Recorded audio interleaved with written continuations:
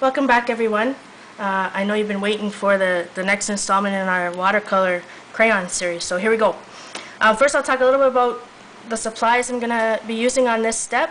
I have one of my favorite stamp sets from Stampers Anonymous, the Tim Holtz collection. This is Bitty Grunge.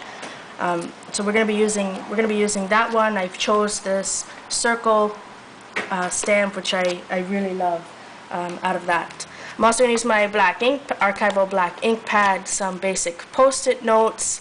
I've got two colors of the Crayon d'Ache Neocolor 2s. You can send me a message if you want to know the colors. It's blue azure and blue sapphire. So I'm kind of keeping this page in monochromatics of turquoise and blues. I have some craft paint in turquoise and two golden fluid acrylics in cobalt teal and manganese blue hue, which I really love. So I'm keeping those in the same family. Today we're going to work with some cheap Liquitex Basics gesso, just to show you some of the differences and how it interacts with the paint a little bit differently than the smoother goldens. And last but not least, I have a Judykin stamp here that's slightly old, and we're going to use a script stamp. You can use any script stamp or any stamps in this project, obviously, that appeals to you. I also have a 1.5 inch brush today. This is just a one stroke Donna Dewberry brush. You can use whatever brush, of course, that you please. So this is where we left off. I'm going to show you the grand unveiling. Just peel back your plastic wrap, and there's some awesome texture right there. Oh, it's so exciting. So you can see where we have the different shades of blue, a little bit of green, you know, somewhere the swirls are still showing up. That was our last layer. And of course where the plastic wrap was, all of this great texture. So quickly, my first step is going to be stamping in the background. I'm going to work off my theory of threes again. I wanted to choose a stamp that, and I'm just kind of pressing down slightly. You don't need to have a perfect image. There's going to be, of course, lots of layers going on here. So overlap, you know, just put it down there. Try not to think too hard about it unless that's what you want to do. If that's what your style is, you can absolutely position it. So quickly, I just did that. My next step is going to take some good old post-it notes. So I'm going to be using post-it notes as a mask. I use post-it notes a lot as a mask, especially in regular stamping. You know, you stamp it on a post-it note and then cut it out, you know, position it down over your other stamp and use it as a mask. Let me know if you want to see a tutorial on that, but pretty basic stamping technique. So focusing on the three areas that I put the first stamp down, I'm just going to lay these down. So what's going to happen when I go over my next few layers,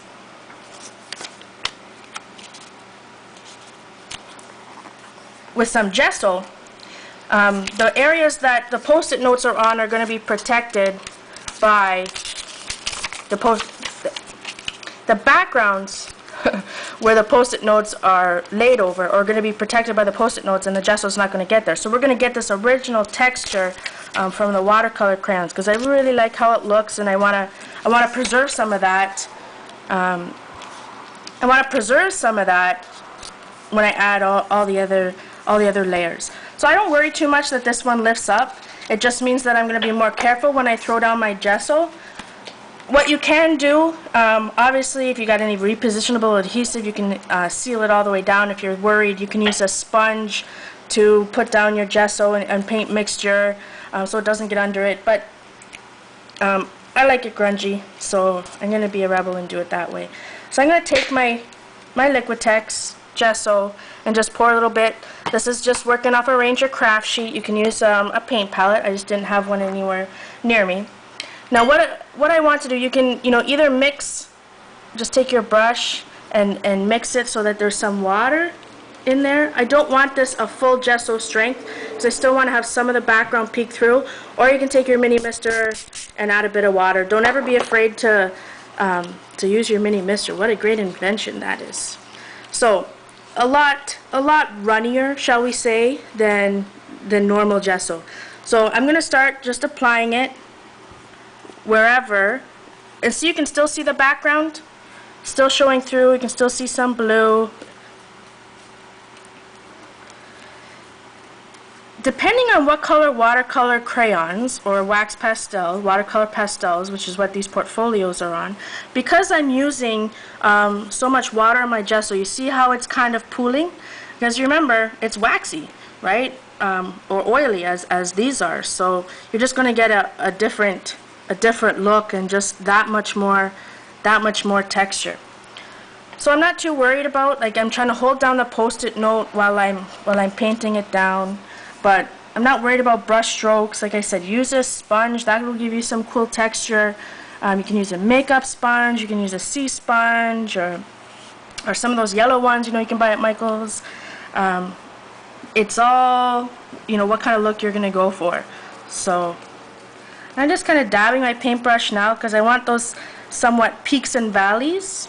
So it kind of erases the brush stroke marks and just gives you a unique texture. So I'm going to quickly dry this with my heat tool. Yes, I'm sorry guys, it gets a little loud, but an important step because you want your gesso to dry before we go on to any other layers, or it just will be a complete mud.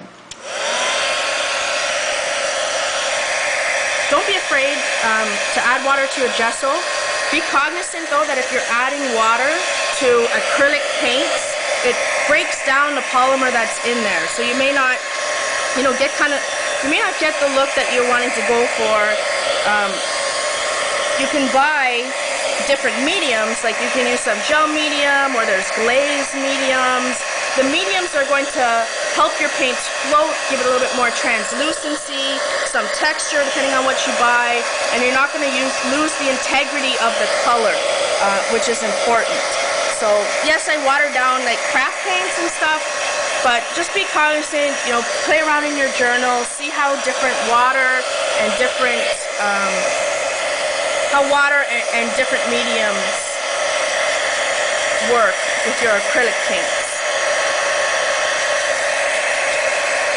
One thing about heat guns, I like this tip when stamping. I don't see a lot of people do this.